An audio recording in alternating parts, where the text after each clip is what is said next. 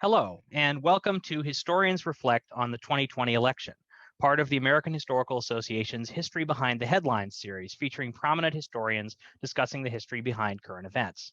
I'm Jeremy Young, Communications and Marketing Manager here at the AHA. Historians Reflect on the 2020 election is also part of Virtual AHA, a year-long platform of online opportunities to bring together communities of historians, build professional relationships, discuss scholarship, and engage in professional and career development. Virtual AHA includes content drawn from the canceled 2021 AHA annual meeting, as well as online teaching forums, career development workshops, National History Center programming, a virtual exhibit hall, and more. Learn about these opportunities at historians.org/virtualaha. This event has been made possible by the generous support of our sponsors, the National Endowment for the Humanities, the Stanton Foundation, and the History Channel. Note that our sponsors are not responsible for the content of this program. Also, a reminder that the American Historical Association is member and donor supported. To make possible more activities like today's program, become a member or donate to the AHA today. Links will be posted in the chat on Zoom and in the comments on Facebook Live. This panel will run for 90 minutes and will be divided into two sections. During the first section, the panelists will respond to questions from the panel chair. During the second, they will respond to questions from the audience, selected by the panel chair and by AHA staff. You may submit questions to the presenters at any time using the Q&A function on Zoom or the comments on Facebook Live. By registering for or participating in this event, panelists and audience members agree to abide by the AHA's Code of Professional Conduct. Finally, a quick reminder that this webinar is being recorded. We will share the recording on the AHA's YouTube channel within a week after the live session. It is now my honor to introduce the chair of today's panel, Jim Grossman, Executive Director of the American Historical Association. Good afternoon, and I say that knowing or at least hoping that for many of you it is not afternoon, that it is morning or evening, and that we have an audience from all over the country, if not the world, which we often have for these webinars. I also, as a caveat, my introduction of our four panelists is going to purposely be brief so that we can talk about what we want to talk about. And you might want to, as you're sitting at your computer, Google all four of them so that you could find out the many, many, many honors and they have received and things they've done. So we'll start with Marcia Barrett, who is Assistant Professor of History at the University of Illinois at Urbana-Champaign. She works in modern US political history with a particular focus on public policy, political culture, and racial politics after 1945. And I was first drawn to Marsha's work because I learned that she was interested in Nelson Rockefeller, who I happen to have a bizarre obsessive interest in myself. Jelani Cobb is Professor of Journalism at Columbia University and a staff writer at The New Yorker. He is the author of The Substance of Hope, Barack Obama and the Paradox of Progress, and the author of many, many, many, many articles in The New Yorker, some long, some short, which is, I think, an especially good thing. John Lawrence worked for 38 years in the United States House of Representatives, the last 8 as chief of staff to Speaker Nancy Pelosi. He teaches at the University of California, Washington Center, and is the author of The Class of '74, Congress After Watergate, and the Roots of Partisanship. I used to refer to John when we were trying to encourage history PhDs to broaden their perspective on their career paths. I used to refer to John as the most powerful historian in the United States when he was Pelosi's chief of staff, since he does have a history PhD. Heather Cox Richardson is professor of history at Boston College. She is the author of many books, most recently How the South Won the Civil War, Oligarchy, Democracy, and the Continuing Fight for the Soul of America. She writes the very popular nightly newsletter, Letters from an American, and you can get that on Facebook, but she also will email it to you directly. And if you want to find out how she can do that, please feel free to email me, and I'm happy to explain how that works. So let's get started. The reason we decided to do this was that most of us have been spending God knows how much time in front of various screens for the last week. I mean, I'm guessing that most of our audience has logged close to 100 hours over the past 2 weeks, listening to and reading commentary on the election. Even on election night, the pundits had to fill hours with commentary because nothing was happening.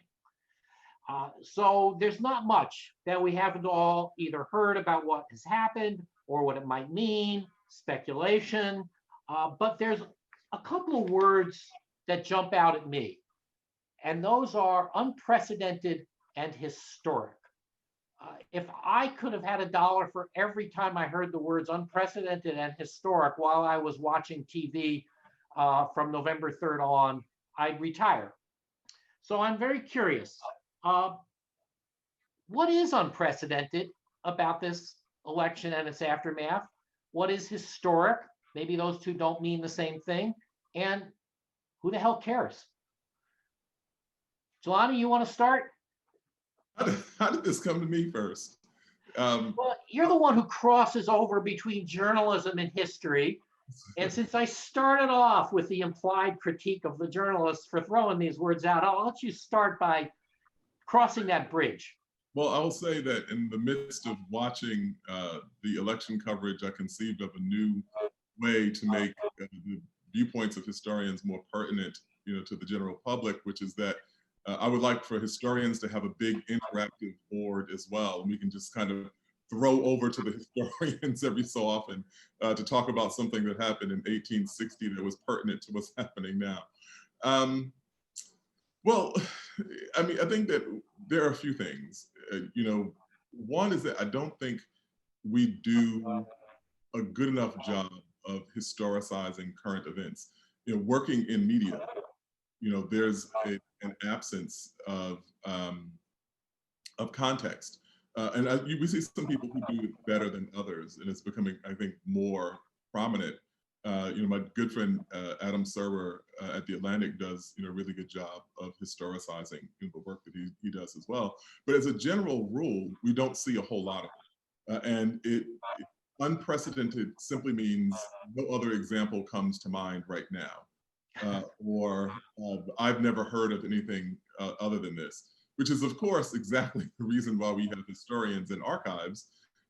Start digging up and find that there's a whole lot. In fact, indeed, the majority of things you haven't heard about before. And so you find the precedents there. That notwithstanding, I do think that there were some things that, that qualified in this way. Starting with the fact that we had never had a Black president before. I wrote something recently as a preface for a reissue of my book on Obama that we have to really sort through the extent to which there ever was such a thing as a Trump era, or if it was simply a post-Obama era, because so much of this president's behavior and so much of his kind of rationale for existence politically was simply to be the negation of the person who occupied that office prior to him.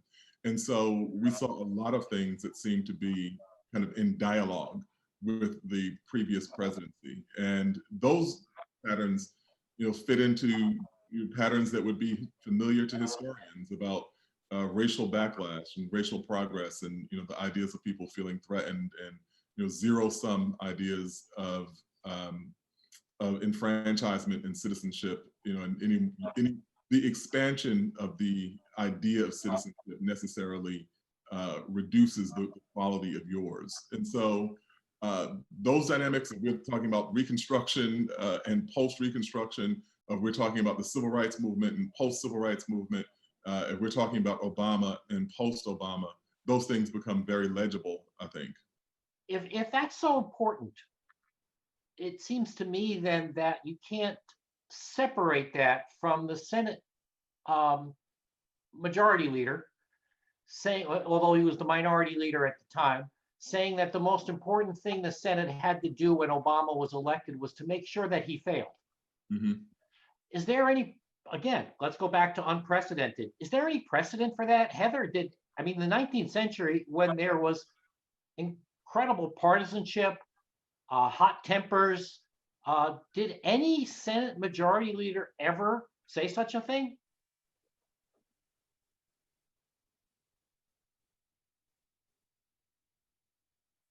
You're muted, Heather. No, there we go.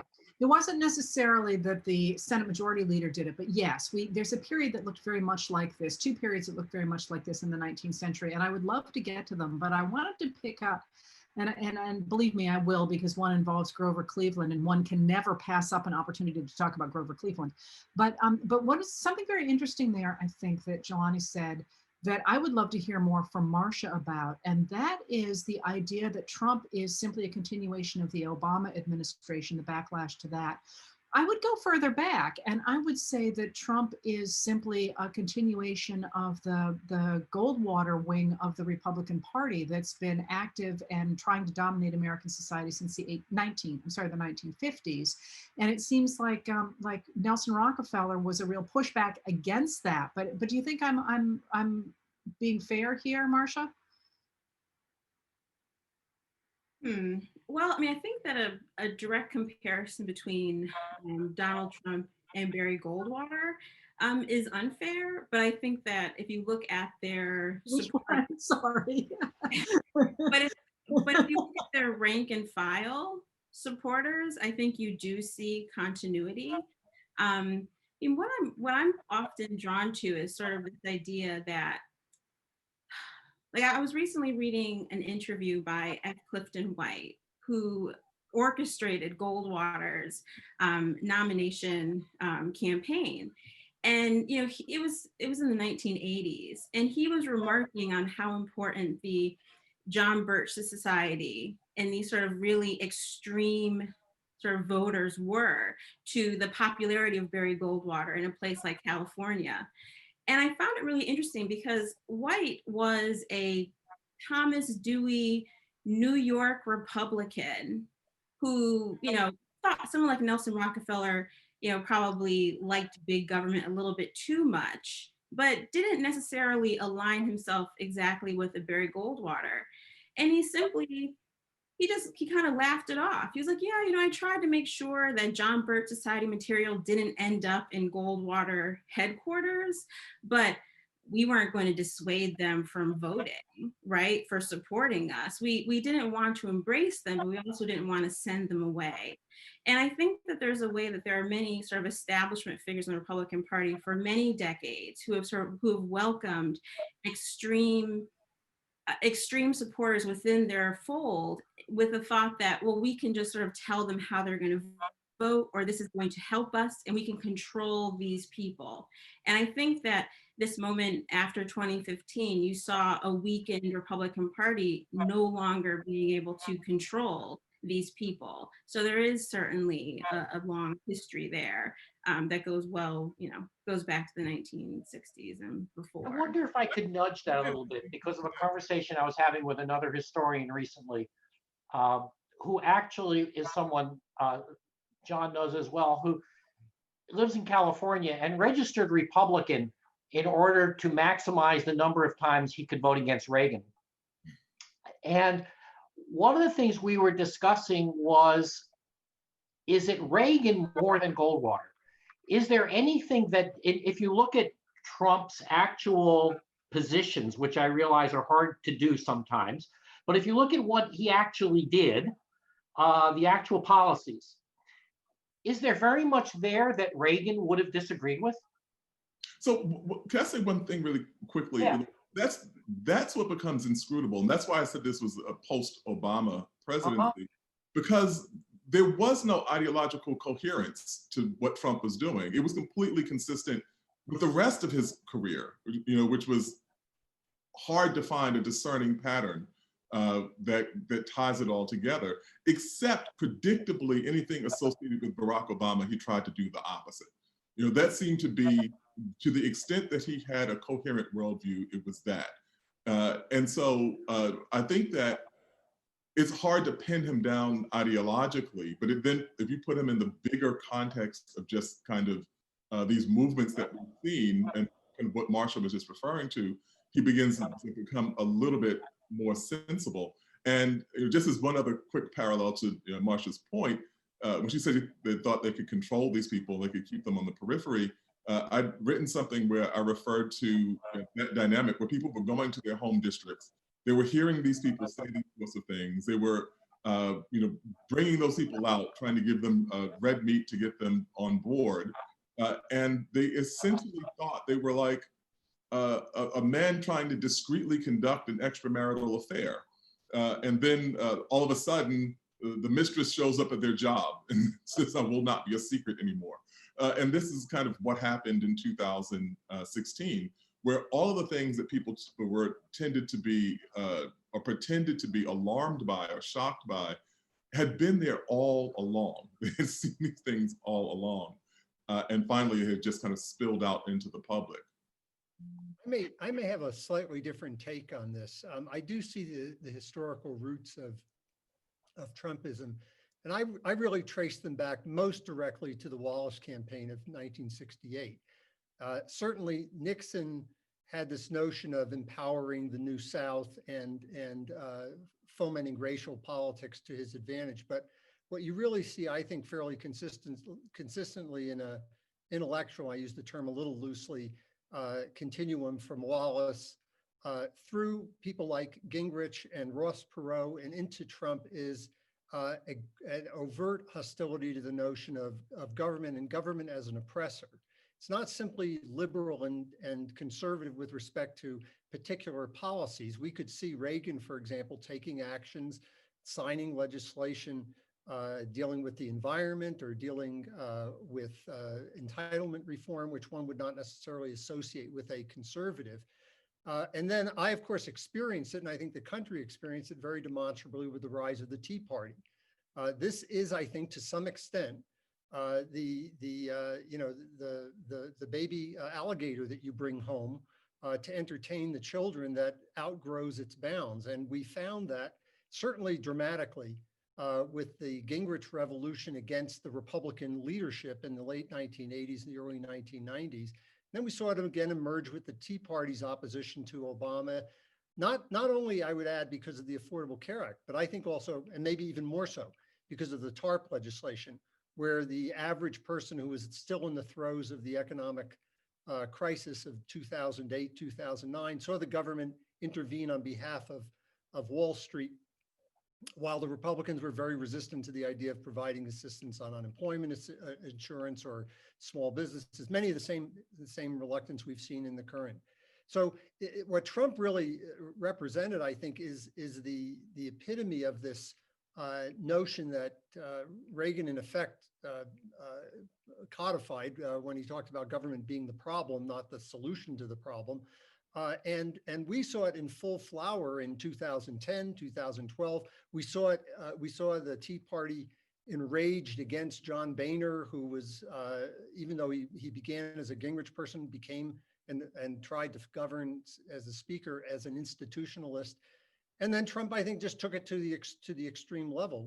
What's unique, I think, is that you find what had been in the past a third party movement or a third party opposition to both established parties, finding a place within one established political party, and Trump was able to execute that. And frankly, to this point, we haven't seen very much pushback from any kind of institutional historic Republican Party against it.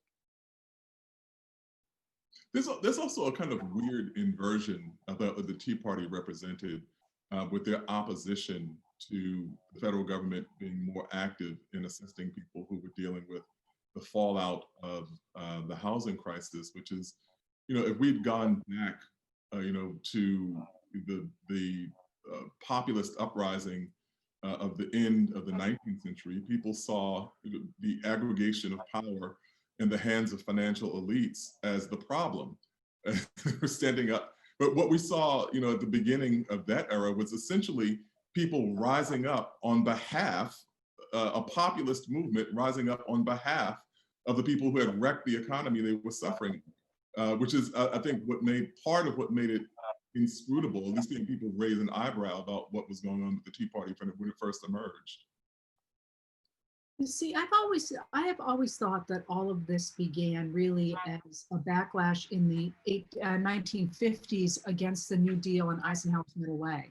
That the movement conservatives, really articulated by William F. Buckley Jr. in 1951 in God and Man at Yale, basically said, we got ourselves a real problem here, those of us who want essentially unregulated capitalism, because people really like this New Deal. They like the regulation of business and a basic social safety net and the promotion of infrastructure. So in order to get rid of those things which we care so deeply about, we're going to have to essentially put forward a false narrative of the way America works. And that from that moment, you can see this split in what was then the Republican Party, but gradually the growing strength of the movement conservatives, and that trajectory through that ultimately led us to Donald Trump, who's a fascinating character to me because he's not a politician. He's completely a narcissist who, I think you're absolutely right, Jelani, his motivator is revenge on the one hand and to try and make himself good on the other. So he ran as quite a moderate, really. I mean, he was an extremist on sexism and racism, but he called for fixing the Affordable Care Act and getting rid of loopholes for business and making taxes fair and all sorts of things that didn't fit that movement conservative language. And yet he's taken it to almost its logical conclusion, if you will. So not only has he gone ahead and tried to destroy the government, essentially, not the New Deal government or the middle way government, but we are now go back to Jim's original question, to my mind, what is unique about this moment is, first of all, that you have somebody who has clearly lost an election by a lot, saying that he is not. And that's unprecedented in American history. But also we now have a party that is really trying to live in what is entirely an alternative reality. And for all the fact that we have always had parties who strayed from what historians would consider solid ground, solid historical ground, and you can all think of examples, to have a major political party that is currently running the country that is simply not operating with any connection to reality is, I mean, it's just absolutely fascinating, but it's almost like, like the reality TV show of the movement conservatives has come to life and is ruling over us. And this to me is I think maybe even more profound than the fact we have a leader who says he won an election that he clearly lost. I think one of the fascinating things about this election is not just Donald Trump, it's the fact that Donald Trump got 71 million votes. Exactly. And I think it's a serious mistake for us to, it's one of the reasons I argue that I don't think in some ways it was a particularly historic election. When you look at incumbent presidents who have been voted out of office, when they lose with 40% of the vote, 43% of the vote, usually because there's a third party involved. That was certainly the case with Bush, and it was the case with Clinton in '92. It was the case with Taft in 1912.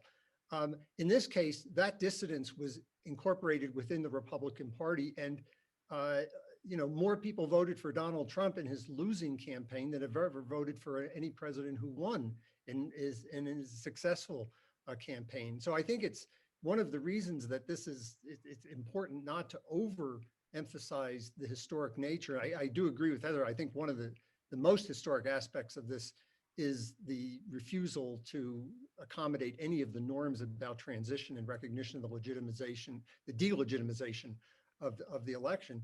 But we also have to take into mind that there wasn't much change in Congress. There wasn't a significant change in terms of the percentages between 2016 and 2020, and we are left with, if not Trump, we are certainly left with not simply with the Trumpist movement as reflected in Congress, but with a very substantial minority of people in the country who, for one reason or another, looked past his mendacity and looked past his specific policies and his sexism and his xenophobia and his chronic lying and said, that's the guy who should run the United States of America. And that, to me, frankly, is more profound than whether or not Donald Trump acknowledges the election on November 17th or December 1st. That to me is the challenge that America continues to face. I think as an anecdote to John's point, it's not unprecedented, but it is so rare that I understand how people could see it as that. Along with the refusal to acknowledge the loss, has been this lingering concern about violence and significant scale violence, which we haven't seen. Now, of course, we've seen partisan violence before in the United States, and we've seen obviously the violence that was a requisite part of disenfranchising Black people in the South, and so on. We've seen all those things. But the idea that there could be large-scale violence around the question of who won a presidential election has been a pretty astounding thing to witness. And even I get fielding calls from other reporters, certainly from family members and friends, going, do you think that he has the capacity to prevent an inauguration from happening on January 20th? The fact that they're fairly sober-minded people who are asking me those kinds of questions, I think points to there being something atypical here. Yeah, but I got to ask Marcia about this, because one of the things that I noticed leading up to the election was the number of people who were talking about violence at the polling places and at the election. It is anecdotal. I did not run the numbers, but it's appeared to me that the people who were talking about that primarily amongst the journalists and the politicians talking about it, they were all male. I mean, it was really stunning to me how many of them were men. And while women were much more sort of going, we've got a system in place, we're gonna go ahead and work around this. Again, anecdotally, but the same thing now when people are talking about a military coup, if you look at it does seem to me to be gendered. And again, I could be completely wrong. I've not run the numbers, but it was really striking to me, certainly in the lead up, those big stories by Ron Suskind in the New York Times and all that, they were all by men. You didn't have, to what I saw, you didn't have Jennifer Rubin out there or Maggie Haberman or those people saying this is what's going to happen. Marcia, did you pick that up? I mean, in all honesty, I can't say that I necessarily noticed that, but now that you do say it, I'm thinking about Maggie Haberman for one. I think I just recently heard her say that to think that Donald Trump could be organized enough and have like a plan in place to think, oh, I'm going to execute a coup is sort of beyond beyond sort of her understanding or beyond possibility for sort of who he is and what he's capable of. So I do think that's an interesting point. But there might be other. Trump stakes can't take over the entire government. Well, at this point, it might very well be possible. But what I will say, though, I think outside of, I think one of the other panelists might have more to say, or probably do have more to say about the issue of violence and that fear. But I also think it's important to consider when we look at Donald Trump, the role of the outsider in politics and the sort of a successful businessman. Right. And now paired with celebrity, and how this type of newcomer to politics sort of gets, as disdain for politicians grow, right? These figures, even someone like a Nelson Rockefeller, who is, self-funding his own campaigns with his family, as sort of the disdain for politicians grow, there's more sort of concern about rising costs of campaigns. There's this movement, I think I've noticed, where voters will often sort of look at these types of figures like Donald Trump as sort of separate from your average politician, and that they get measured and judged in a way that sort of completely, they get more leeway than other politicians. And I think that there's a way that this anti-government sentiment and this sort of feeling that, this businessman will be able to run our government. And if he became successful, I can become successful too. I still find it interesting how many people still sort of, seem to be, repeat this idea that he's a self-made politician. But I think there's this long history in the 20th and 21st century of sort of these business leaders who are sort of allowed to enter into politics and sort of seen as outsiders and this special figure that can reform and repair, government, that I think also plays into, Donald Trump's popularity that seems to make him sort of impervious to the, But is it business leaders? I mean, we have a long tradition of this ridiculous idea that if you can run a business, you can run a government, which makes no sense. But is it business leaders that's new here, or is it celebrity? And that's not a left and right thing. I mean, the left has also promoted celebrity. I mean, is part of the problem this notion that celebrity itself means that you're qualified to lead the country? Is that new? I focused in my post-election comments a lot around this issue of celebrity, because I think it does help explain Trump's appeal to some extent. And particularly among people who don't have a very high regard for government in the first place, they figure that it might as well be the entertainment value. There's not a lot that is being asked from government. Now, that takes aside the fact that, a lot of the conservative areas of the country, in fact, rely on government enormously, whether it's for farm subsidies or for public transportation or for other types of programs, let alone Social Security and Medicare or Medicaid.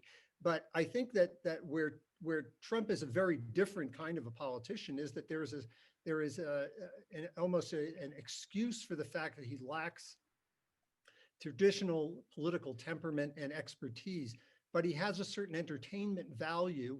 And since you don't think government's going to do anything because it's too busy helping out those guys on Wall Street anyway, or the pharmaceutical industries, Trump's personality, in a sense, is his currency.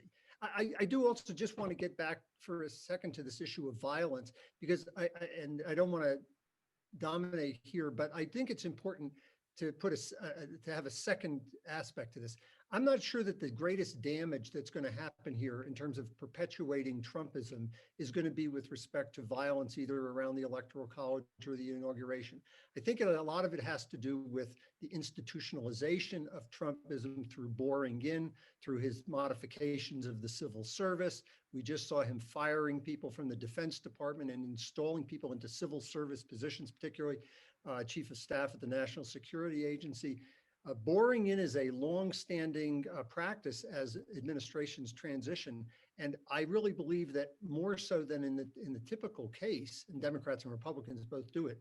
What is at stake here is an effort, maybe not to use violence, but to use obstructionism to keep government from working. We saw that certainly with McConnell, as you referenced earlier, telling Obama in 2013, we just want to prevent you from, in 29, from becoming a successful president. I remember being in the White House when we were negotiating the Affordable Care Act, and President Obama asking Senator Grassley, if I give you some amendments, will you vote for the bill?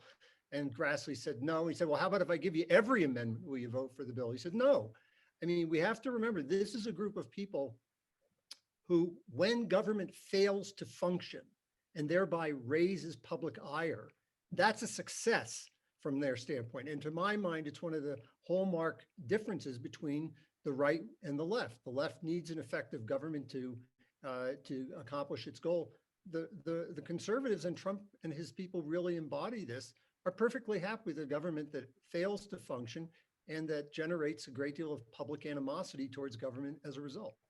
John, I read your blog post on this, and we kind of had a convergence in terms of things that we had written specifically around Biden in this question.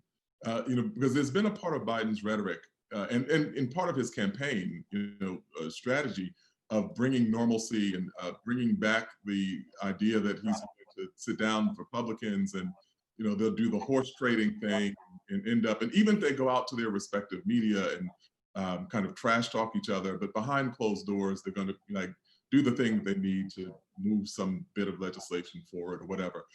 And that seemed to be stunningly naive, not only because of all the kind of macro dynamics that we could talk about in terms of what the Republican Party is now as opposed to what it was when Joe Biden was in the Senate, but because of his own 8 years of experience as Barack Obama's vice president. And even that excerpt that's come out from Obama's book, where he said that sometimes he had Biden dealing with the Republicans because he thought it'd be an easier sell for them to negotiate with him, literally because he was a white guy, and saying then it was for them to have the idea that they were being given the hard sell by the Black president. And the fact that you have to take that into consideration should let you know that there is a limit to what moderation is going to be able to get you. They tried that on climate. It blew up in their faces.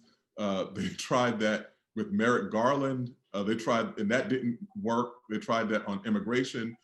Each time when they tried to tack to the right in the hopes that somebody would come down in the center, they just wound up with it blowing up in their faces, especially even on that thing about the ACA, where they're like, there is no deal to be made. And Obama's gradual recognition that the problem wasn't, they didn't have a problem with his policies, they had a problem with him. It was the idea that he had access to power. And I think that given what has happened with the attempt to delegitimize the election and the constant stream of this is a fraud, the election was rigged, et cetera, that may or may not have any impact on Donald Trump's willingness to leave the White House, but it certainly will have a huge impact on the Republican Party's ability to say that this president should not be allowed to do anything on his agenda.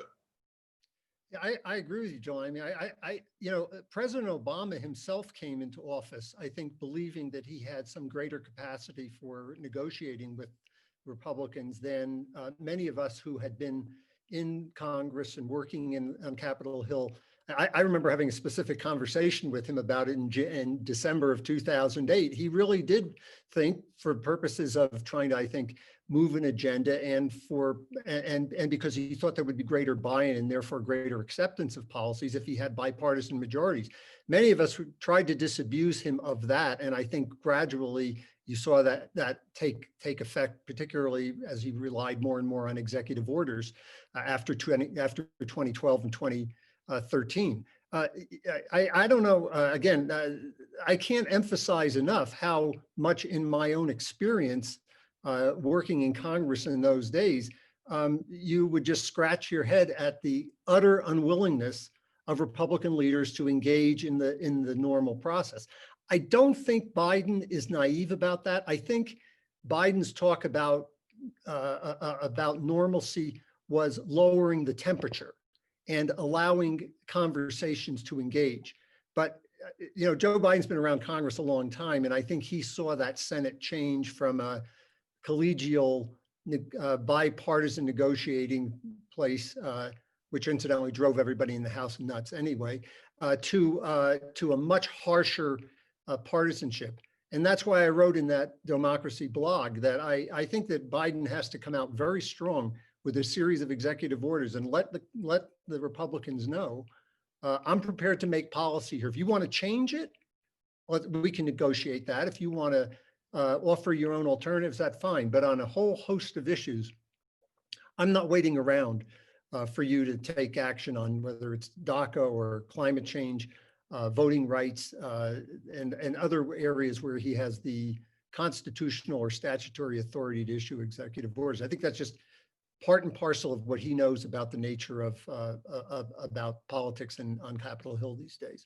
Marcia, do you think that some of this rests in a romanticized notion of the world of Dirksen, Baker, Dole?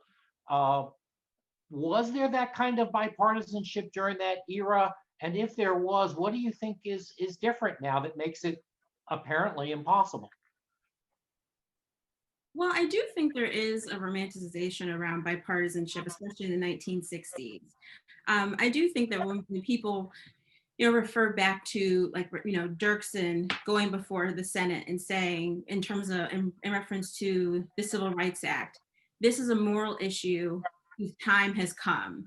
And if you only look at that speech, right, and if you just look at that speech, you would think, oh, see, this is the two parties working together.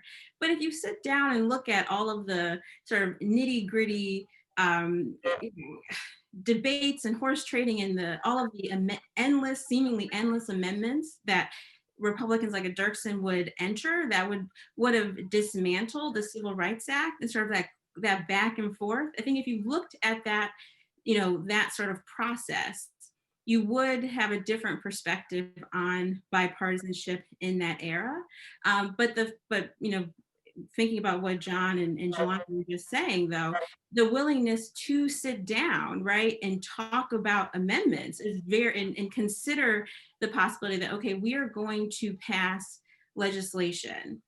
We'll see how, we're gonna have a debate over sort of the, the details, is a conversation that was not taking place during Barack Obama's time in office. I think there is a distinct difference, but at the same time, if people do look back to sort of the process in which major legislation was passed in previous eras, I think people would stop romanticizing bipartisanship in earlier periods. Well, Yeah, go ahead, Heather. I still think it comes down to the fact that the Republican Party has been taken over by ideologues who want to destroy an activist government and take us back to the 1920s. And that would explain why, at least in the 1960s, members of both parties agreed in what was then known as the liberal consensus, the idea that the government did, in fact, have a role to play in the economy and in a social safety net and in promoting infrastructure. But one of the things that's always struck me about Barack Obama was that he still maintained that there was room for that sort of compromise. And you can't compromise with ideologues because it's either all or nothing. And one of the things that I thought was very interesting about the way Biden ran that campaign is that he talked a lot about bipartisanship, but I read that as not naivete so much as an attempt to win over Republican voters who were turned off by Trump, but might not be willing to vote for somebody who said, I can't work with those people. And it was very interesting. I don't know if you saw in the news yesterday that that one of the things that he's been doing is quietly reaching out to members of the Pentagon and the defense who were fired by Trump or forced out, and talking to them about maybe whether or not they would be willing to come back into a new administration. And that I thought was really interesting because it reminded me of Germany after World War II, when one of the ways that they rebuilt confidence in the government and brought, if you will, former Nazis, and I'm not going to make that comparison directly to the Republicans today, but people who had been part of the Nazi Party, how they reincorporated them into a government that to which they were loyal and which could move forward again, was basically saying, hey, listen, you guys you were part of this and you got tossed overboard, and gee, that didn't work very well. How about you come play ball again? And if they say no, that's fine. But if they say yes, for Biden, it has the potential to moderate that Republican Party again and turn it back into the party that was at least the 1970s, if not the 1960s. And you can see wiggles of that on the part of Michael Steele, for example, and also of the Lincoln Project people who are saying, listen, we didn't like Trump, but we're still Republicans. And even though a lot of them are quite conservative Republicans, they do in fact seem to be warming up to the idea that maybe the route they took that led to Donald Trump was not in the best interest either of the country or of their party. You know, I said one last thing really quick on the unprecedented thing. There is one other thing that I think actually does qualify as unprecedented, but and this is, the kind of scattered reporting you've seen about people from the intelligence community being worried that after leaving office, Donald Trump will sell intelligence to get himself out of debt. And to my knowledge, I don't think we've ever had a fear that the president, as former president, was actually going to, give up the goods on, top secret weaponry or whatever in order to get someone to pay off, Deutsche Bank. Well, I think that's as president. I think that one of the reasons you saw the reaction of the intelligence community and many of the people like Jim Mattis and others was that they were aware of the fact that when the president would be holding these clandestine meetings with Russian representatives of the Russian government with no American translators in the room and with no transcripts being kept, that he was revealing sources and methods, as when he revealed a photograph of a North Korean missile site, which could only have been taken by a highly sensitive American satellite whose presence we had never acknowledged. So I think that he was perceived as a threat. Whether he sells that information or not, he was giving it away for, in the White House, in part because I think he just failed to recognize how delicate it was, and that by doing so, he was jeopardizing the security of both Americans and people who are collaborating with America around the world. Well, John, you're probably the only one in this virtual room who has a fairly high security clearance, I assume. My understanding is that neither Trump nor some of his very closest advisors would have qualified for a security clearance because of those debts and other things. That in fact, had there been a normal process, for example, as an appointee or an employee, getting him even a secret, never mind top secret security clearance, could have been difficult. I would be shocked if they could. I mean, when you go through security clearances, they're always going to look at anything that could be used by a foreign entity for the purposes of blackmail or for the purposes of political pressure. At some point in the future, we'll know who Donald Trump owes $400 million to, and we'll know where all the money came from for the real estate investments in the 1990s in New York. But it may be that that FBI already knows that information. They're the ones who would be doing the background checks, but the American people certainly don't know who that is. And I think that he and certainly members of his family who were privy to classified information would have had a very tough time passing a traditional security clearance. Heather, I'd like to come back. You made a reference to the 20s more than once. And one of the interesting things is that it's Republicans in the 20s, in fact, a Republican in the 20s who I believe invents the very word normalcy. I'm not sure it was even a word before Harding declared that it was time for a return to normalcy. And going back a little further, Trump is often referred to as a populist, but the populists believed in a strong state. They believed in state regulation of the railroads, state regulation of business. So how do you get this disjuncture between Trump being called a populist on the one hand and your emphasis on the anti-statism of what I think we're calling Trumpism, whatever the hell that is? Well, I think we have to be really careful with the word populist. There's book after book after book saying, this is what populism really is. And people use it in very different ways. They do use it to refer to the People's Party, as it was known from the 1890s in America. And that was a party that did draw from the South and the West, from ordinary Americans, and did offer a number of reforms to strengthen the government, many of which went into effect in the early 20th century. But when we use it nowadays, people, I think, use it to indicate reactionary politics against a state. And so it's a slippery word, and I don't like that word at all. I have my own private definition of populism that I've sold to a grand audience of one. So I don't think I'm really the person to define that here now. But I think it's a mistake to think of Trump so much as a populist because I don't think that word means a lot. A bigger way to look at it, I think, might be simply, as Jelani said, that he is a narcissist, that he is, I always think of him as a photograph of the world around him. He says whatever works in that moment to reflect the people around him, to be popular. In this case, it happens to be in order to be elected to office, but it was to sell steaks at one point or to sell real estate. He simply is, to my mind, a mirror that one has held up to the American population at a certain moment. And that's why I find him so very interesting, is because he certainly has empowered the people who support him, but he did not invent them.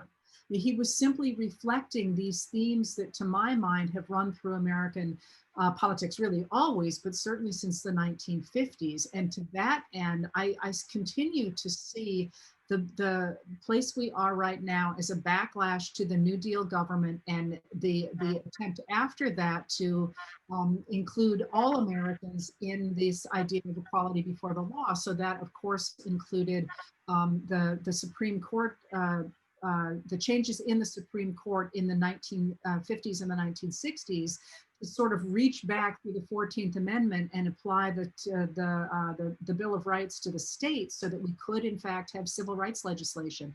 And if you think about the language of the movement conservatives, it's really, you know, they're talking about business regulation until 1954, and something happens in 1954 that suddenly changes the way they talk.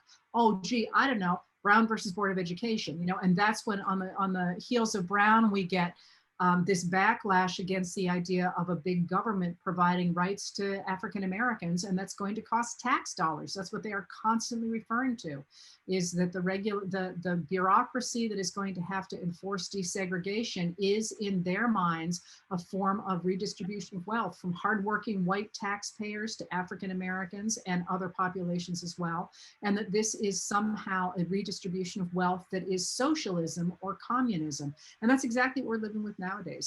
So Trump, I think, picks up that trajectory, but he feeds into a population that for more than a generation, because of course this is when what Reagan used to rise to power, had been spoon-fed this idea that any kind of business regulation or leveling of the playing field between minorities and women and white men was somehow socialism.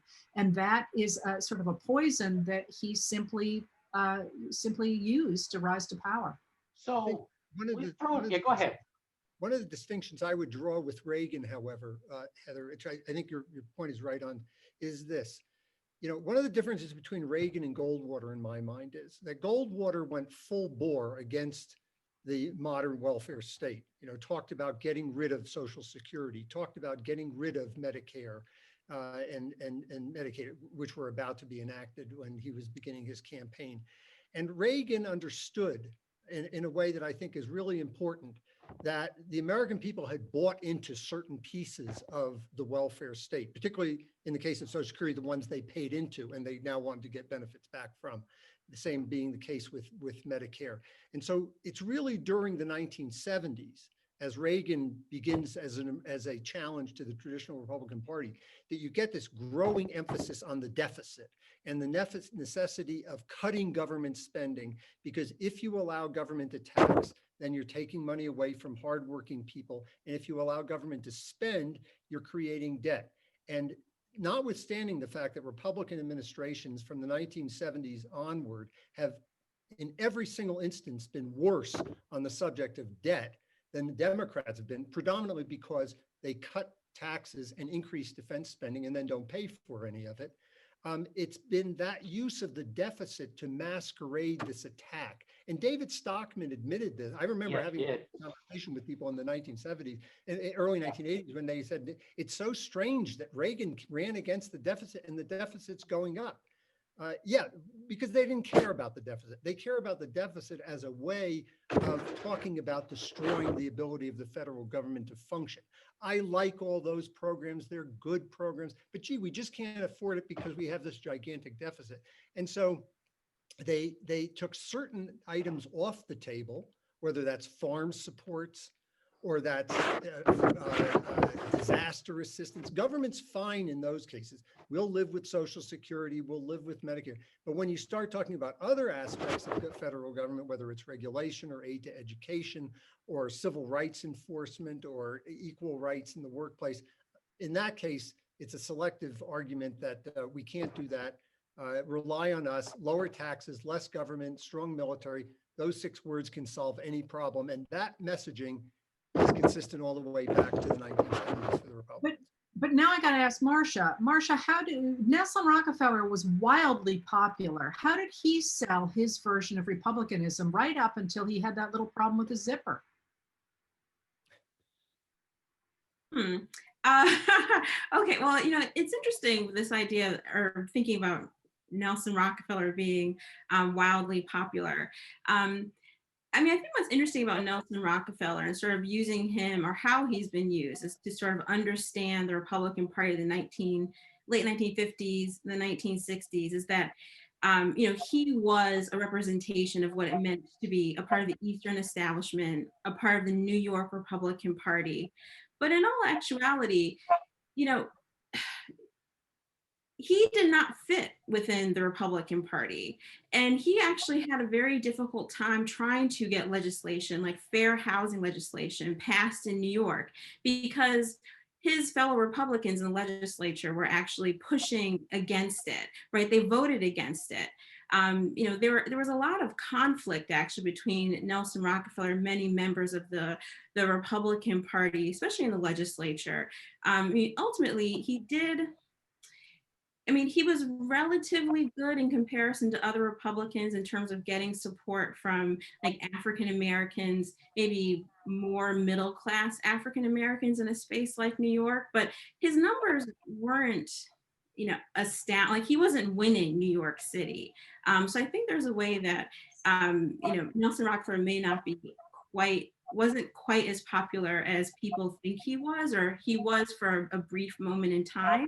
And then he started to, what I would say about Nelson Rockefeller is that when he started in government, he started in electoral politics, he was a great believer in the power of government to be able to step in and help to fix problems for people that were too big for you to help you to fix yourself.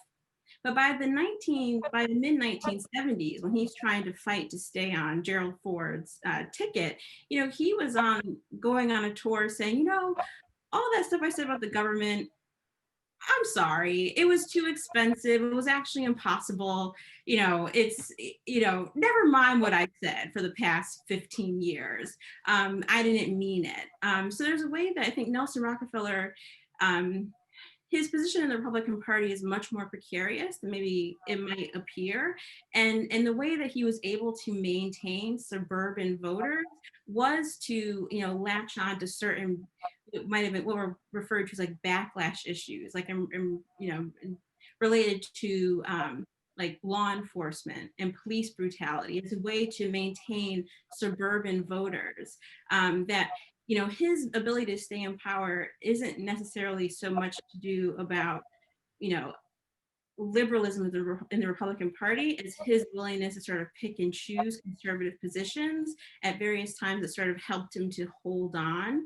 But the Nelson Rockefeller of 1970 really doesn't look like the Nelson Rockefeller of 1958. Didn't know that.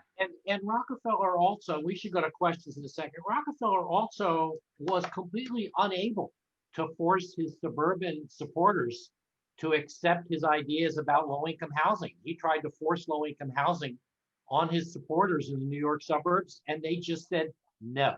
Mm-hmm.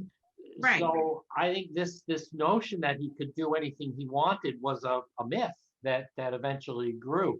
Before we go to the audience, I have one quick question, which is, we've heard a lot of isms, and we've also talked about firsts, unprecedented. We haven't talked about Kamala Harris as a first. How do we translate all of this into the classroom? When we teach, we're constantly either forced to talk about isms, whether it's populism, conservatism, socialism, because our students often have no idea what these things are. And we also are constantly, for good reason, talking about firsts, talking about why does something change that enables an African-American woman, an immigrant woman, a child of immigrants to be on a presidential ticket. How do you think about teaching some of what we've been talking about? Can we throw that one to Marcia, since I feel like she's probably Yes. top of the heap in terms of new pedagogical technique?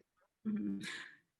Well, I'm not sure if I'm doing anything revolutionary, but what I would say, though, I think when I think about Kamala Harris, I started to think about how I teach about Geraldine Ferraro in my classes, and I think that there's a way that we can. I think it's instead of just sort of focusing on whether this is a first or if this woman is in a historic position, thinking about how this woman's elevation to this place is representation of sort of the dynamics within, in this case, the Democratic Party, both in the 1980s and in 2020. I think it's interesting that, Ferraro rose in Democratic politics, right? Starting off initially before she ran for Congress as an assistant district attorney. And then when she ran for Congress, she had this slogan, finally a tough Democrat. She ran as a sort of law and order politician who had a sense that her positions were more liberal than much of her district. And she wanted to prove the Democratic Party was not just full of these permissive liberals who favor criminals over good tax-paying citizens.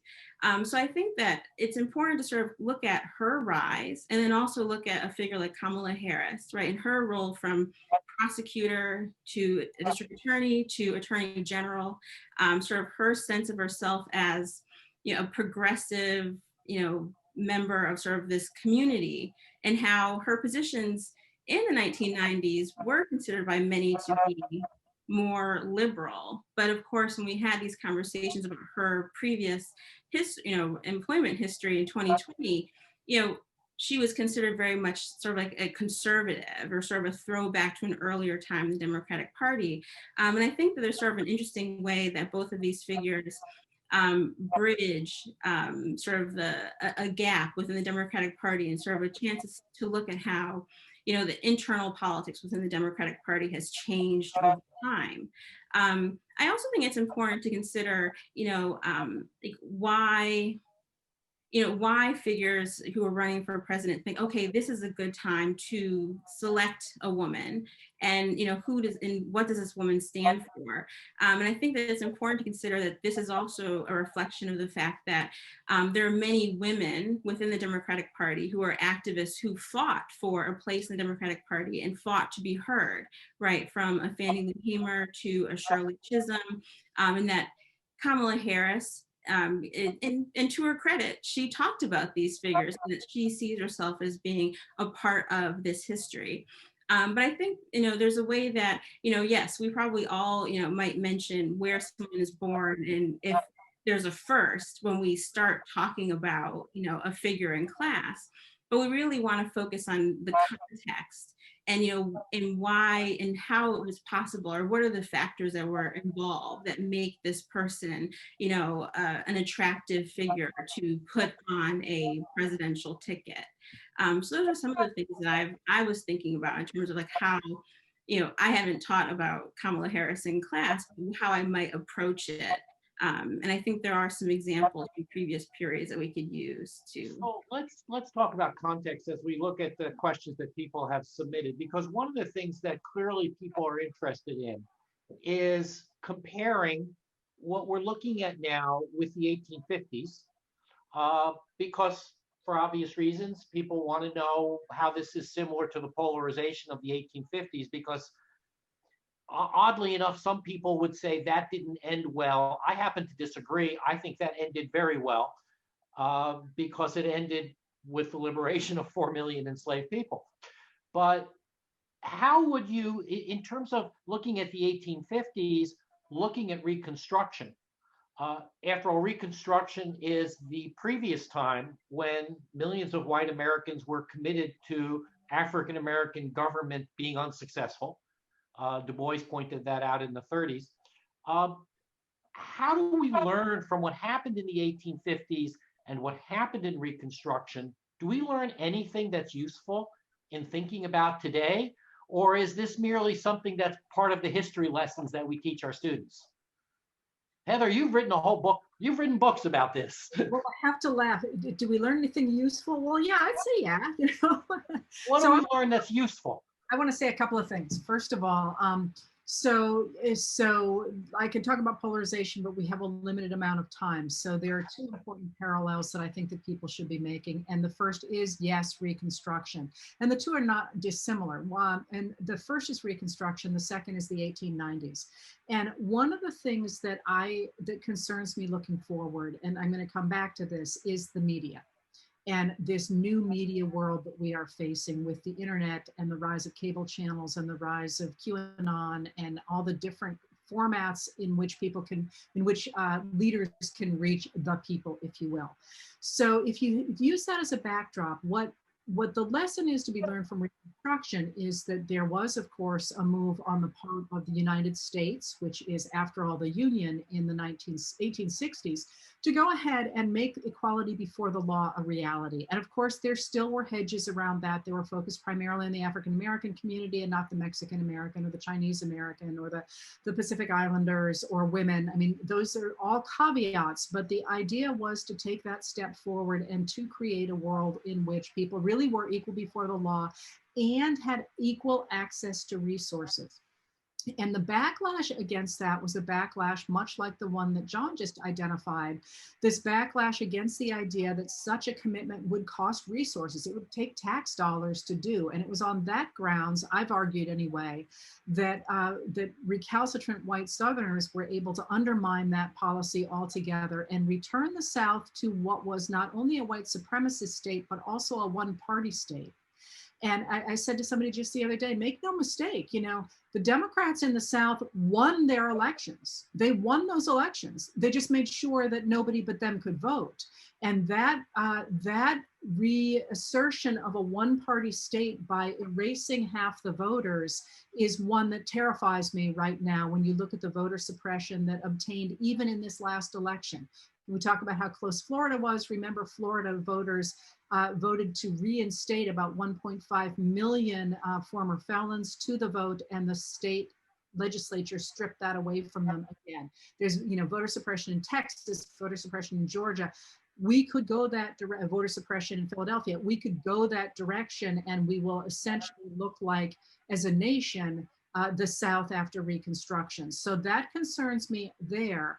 Then the other place, and I want to talk a little bit about why the media is important, but the second place that I think we have lessons to learn is after the election of Benjamin Harrison in 1888. And the reason for that is because it gives me a chance to talk about Grover Cleveland, and nobody lets me do that any longer. Just kidding.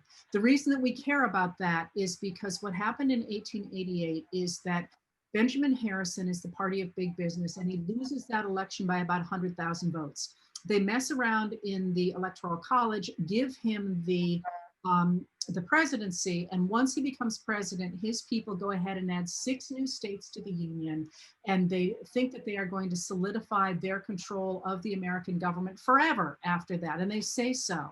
But they are actually thrown out of office again by Grover Cleveland in 1892.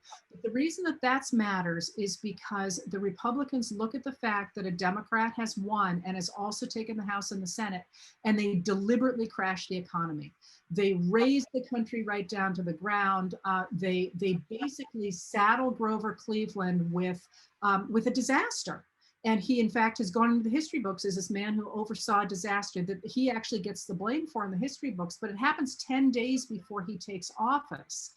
And what happens on the heels of that is the Republicans who are writing the newspapers and writing the history books manage to pin onto the Democrats the idea that they don't know how to manage the economy. They're no good at running the country. And that's a legacy that we still live with. So why the media? In both of these cases, what happened after a period in which a majority of Americans said, hey, we're not comfortable with the way the direction of this country is going. It seems like a very few wealthy people are taking control of it. We want to take it back into our hands. They win very dramatically in 1860 or 1865 and in 1892. And in both of those cases, reactionary figures took over the public conversation through the media, through this emphasis on, if you will, the deficit, John, and they end up destroying that effort pretty profoundly, pretty quickly. And so what I'm really interested in is less the polarization that has happened, but the way we talk about the future and the way that we perhaps put hedges around what is acceptable to say in the media simply because, and I know I just raised people's hackles with that, but I have a problem with the fact we have a major Republican Party led by the president lying about voter fraud. I don't think we can have a democracy where people are able to go and feed lies to people, QAnon, all that. And so when I think about where we are and where we're going, I look at the 1870s and the 1890s and I say, yeah, we're polarized, all that's true. But what we really need to do is figure out some way to return our language, our media, our public discourse to a world where we're actually dealing with reality and not some sort of fictional world that is attracting low information voters. And this, Can I this add one thing really quickly. That was why we did the film that we did, Whose Vote Counts. And that was a Frontline documentary that aired originally October 23rd, and it's still streaming on Frontline. And it was exactly about that. We were connecting the allegations of voter fraud.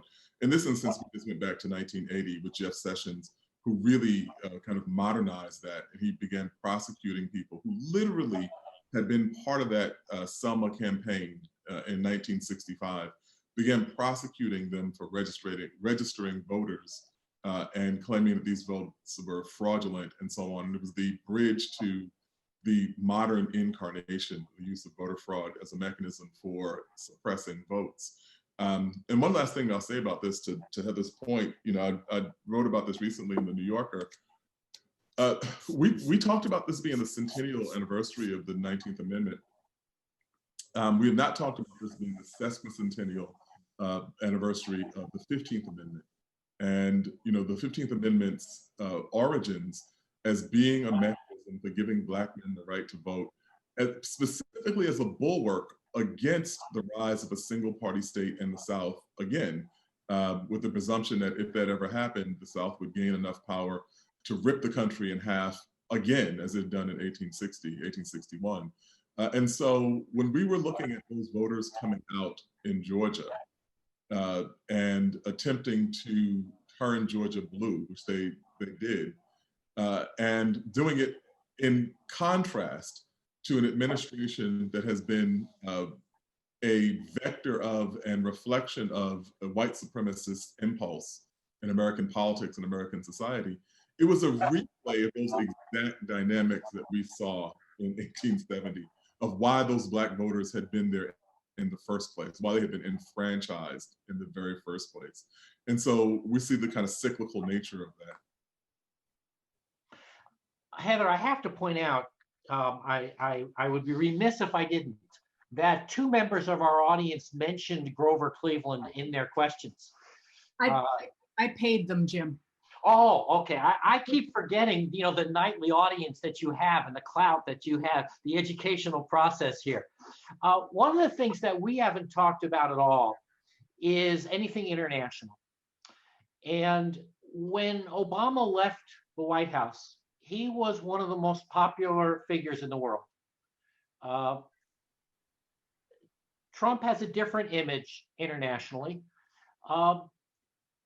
Is it possible for how hard is it, if you think about the metaphor of the United States, in essence, navigating international waters and navigating international politics and diplomacy, how hard is it to turn that ship around? Or do you think that based on what you've seen in the past, that this would be easy, difficult for Biden? Have there been, I think about Harding and Wilson, for example. Harding wanted to completely reverse Wilson's whole notion of America's role in the world. What can we learn from the past about whether it's difficult to change our international footprint? Well, one of the things I would say is I think that Biden has some ways he can do that fairly overtly. Obviously, rejoining the Paris Agreement and rejoining the World Health Organization, re-strengthening alliances in NATO.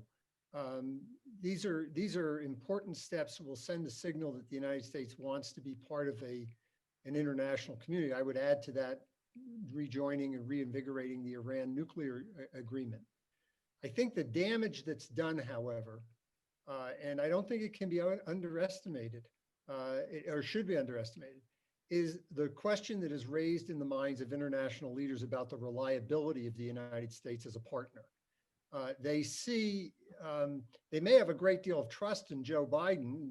Many of these people have known Biden for decades. He was the chairman of the Foreign Relations Committee, as well as vice president, and very familiar in the international community, knew many of the people who were contemporary leaders when they were much younger legislators in their country.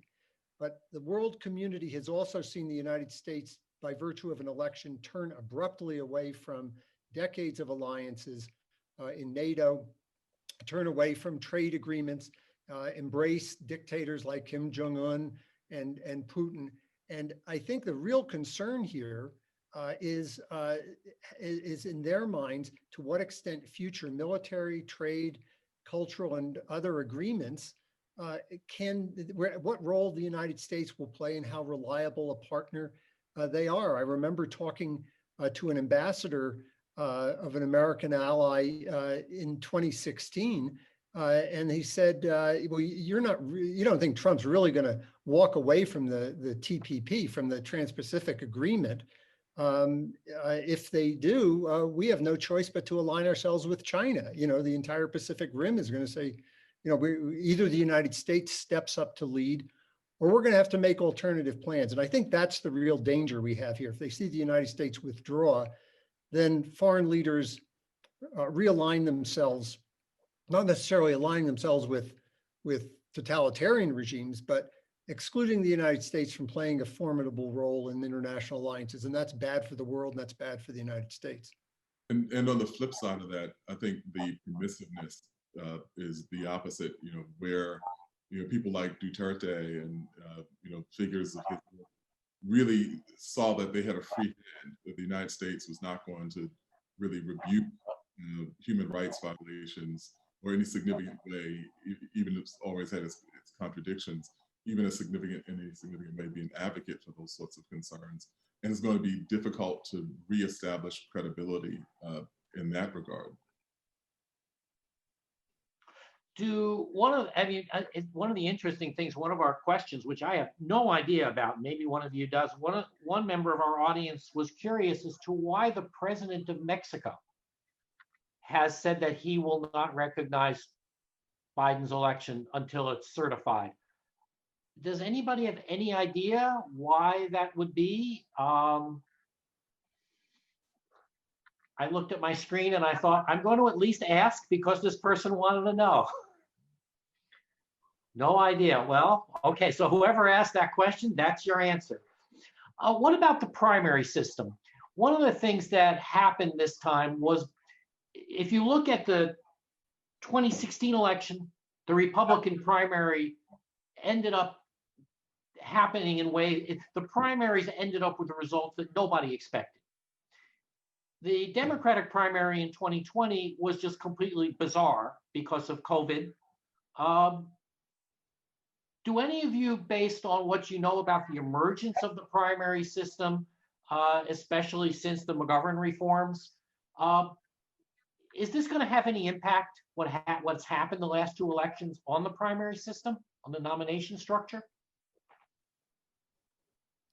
Well, I think there's a long literature on the issue of what's happened to the primary, has happened in terms of the selection of candidates, not only at the presidential, but at the congressional level, since we went into primary systems. And I think that one of the things that may happen here, and it'll be interesting to see what the fallout from the Georgia Senate races is the need, if not at the presidential level, then at the congressional level, to be thinking more in terms of people having to win majorities rather than just win small pluralities and able to win primaries.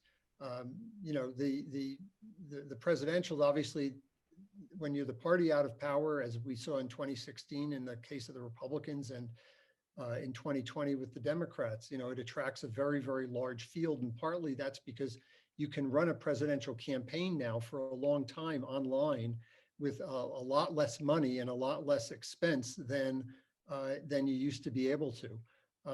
But then it gets winnowed down pretty quickly. But I do think that there's going to be a growing emphasis here on whether or not we need a primary system that doesn't just reward people who happen to win a sliver of the base in order to prevail, but whether people should have to, both in general elections and in primaries, demonstrate a breadth of support across the party. There's also, I think, an interesting reflection on the primary system with the rise of Donald Trump, and that is that, it's my understanding that after the reforms of the 70s on the Democratic side, of course, we got the first the opening up of the delegates to the convention, and then and then some reining in of that later on with superdelegates after the nomination of McGovern in 72. But on the Republican side, they too, for all that they went in front of people to in the last few elections to say, hey, we do what the people say, they actually manipulated who they could nominate as well by making sure that their early votes were in the primary system were in low information states, with the expectation that voters would go for people who had name recognition. And so that's why they expected in 2016 to have Jeb Bush stepping over the line, because he was the one guy with name recognition, if you remember, or at least the most name recognition. But what they didn't foresee was somebody with a lot of name recognition coming in from a reality TV show. And by the time that they had cottoned on to that, it was getting to be too late to stop him after Super Tuesday. And that, while I certainly have no inside track on people talking about how to reorganize the Republican conventions or the Republican primaries, I suspect that's hit a little bit of terror into the hearts of more establishment figures. Then you're back to celebrity again, Heather. That's interesting, that their calculation was that the politician with the most name recognition would be advantaged. It never occurred to them that what they were doing was setting themselves up for celebrity. And Marcia is nodding, so I'm sure that she has either stories for this or saw the same thing, right? Well, I mean, I was thinking about the power of outsider status, and then adding celebrity on top of that, and how I think it was John talking about the power of Donald Trump's personality, altogether. And also, I think that entertainment value that I think people still, even during the Trump supporters during the presidential debates, were just looking for a good show. And it didn't necessarily matter what Donald Trump said, as long as he was, pugnacious when he said it. So I think it's an interesting phenomenon that we're still watching unfold. And I don't think the Republican Party has any idea what it will do if Donald Trump Jr., for example, decides to run in 2024, or if Trump decides to do it himself. Yeah, I think there's one other kind of little footnote that I'll add here, the room full of historians. We talked about him as a business person and him as a celebrity. And I think that we should not see those as separate things. Because the celebrity is what made people think that he was a business person. He really was not taken seriously in business circles in New York. And certainly his business track record was not a distinguished one. If you had General Motors having big problems, you didn't hire Donald Trump to come in and turn things around. And so, but the perception of him as this person being wealthy and operating in this way, and also I think one of the problems in New York was that his approach to being wealthy seemed kind of déclassé, but it worked perfectly in 2016 because he was a poor person's version of what a rich person looks like. Mm-hmm. With your name on everything is gold. Everything is kind of like, I wrote a piece that was kind of tongue in cheek about this at the time, saying that Donald Trump was a rapper, because he had the same sort of idea of using women as accessories, as constantly bragging about how much money he had, and he owned a fashion line. So I said, if you have those three things, you probably are a rapper. And so that was part of what actually went into people believing that he was a business person in the first place. But that's interesting because he did have much support from the business community. Sure. Right. And we know, as a vote, not in New York, they hated him. We know that. He was never accepted socially by the business community in New York, certainly by the financial community. But if you think about business people and Biden's resume and Trump's resume, if I'm a business person and I'm hiring somebody, do I hire someone who has worked for 47 years in my business? Or do I hire someone who has in fact not only never worked in my business, but failed miserably at the business he worked in? Which one of those people would I hire? And business people are very practical about that. So why would a business person buy that argument that he was making? Because they weren't hiring him to work in their business. They were hiring him to run the government, which meant cut taxes for affluent people, cut taxes for corporations, and destroy as much of the regulatory system as you possibly could to give business a free hand. Look, this guy is eliminating regulations on the emission of methane and benzene into the air and water and lead. He's doing things that the coal industry had wanted. He's doing things that the oil and gas industry wanted in terms of leasing and production on public lands. He's rolling back efficiency standards for automobiles. So he was a vehicle for them. And they knew that much of this, with the exception of taxes, he could do through executive actions, which is exactly what he did. John, these are all very present concerns. 50 years from now, we've had a bunch of questions from people who are curious about how historians are going to look at Trump. So 50 years from now, what are the kinds of questions historians are going to ask? I'm not sure that historians would have ever predicted, for example, at the end of Reagan's term, that he would become revered by much of the country, and that simply saying the word Reagan in the Republican Party would bring millions of votes right then and there. What kinds of are historians in 50 years going to perhaps simply try to figure out whether COVID was what determined this election? What kinds of questions, well, not answers, but what kind of questions might historians ask about the period we're in? Can I just say very quickly right there that that's the one thing we haven't talked about. And as a historian, yes, I write every night. I'm writing a document for the historian who's going to come after me in 100 years. And I write for her very deliberately. And if you've noticed, for months, I start by saying the big story is coronavirus.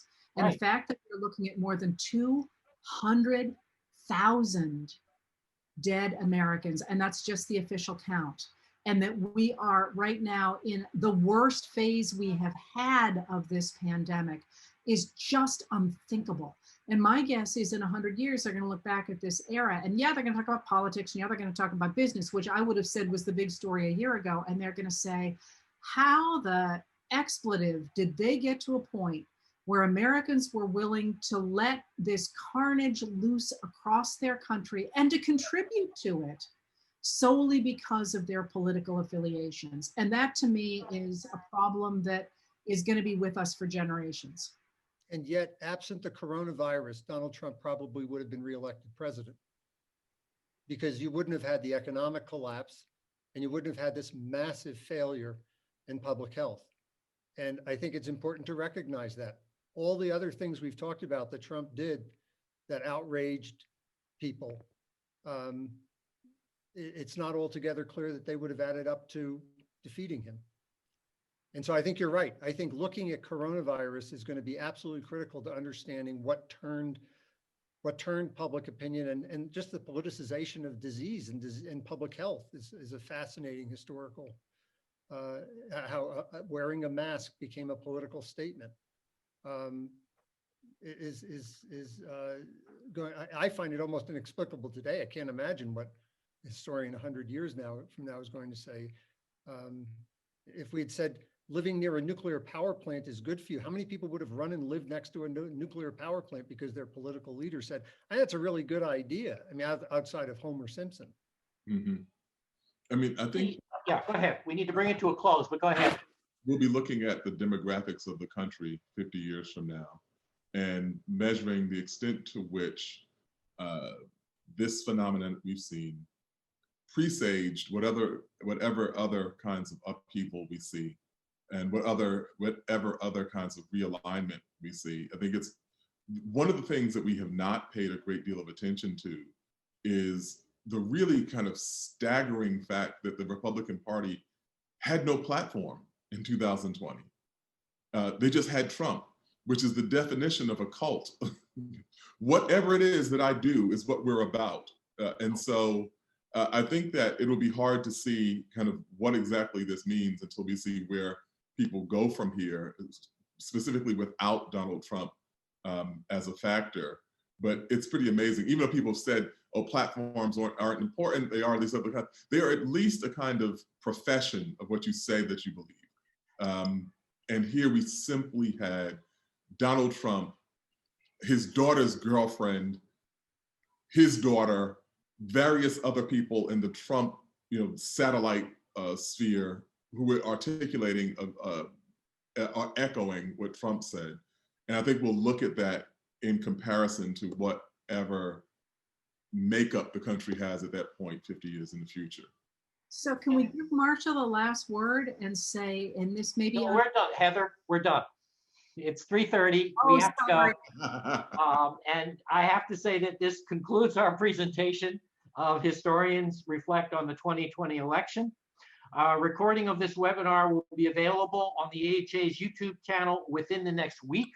So if you have friends who didn't get to see it, please tell them that this will be easily available.